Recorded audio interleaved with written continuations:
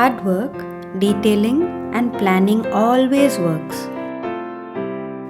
But the essence of what we do lies in working with each other. The more we come consciously into this space of each other, the more we allow ourselves to open.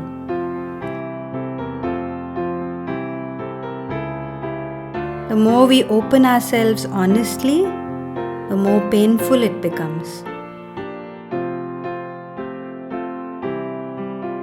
But it is our children who have shown by example what it means to walk joyfully through our pain. In this, we learn to care for and carry each other.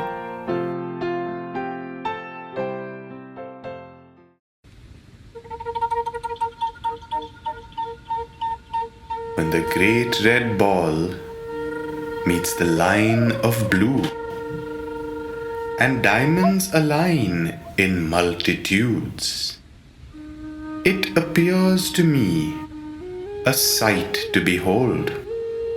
So small yet precious, this fruit of gold.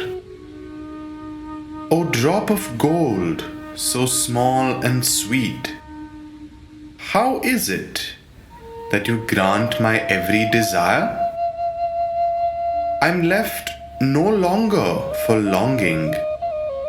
I'm renewed from my worry and tire.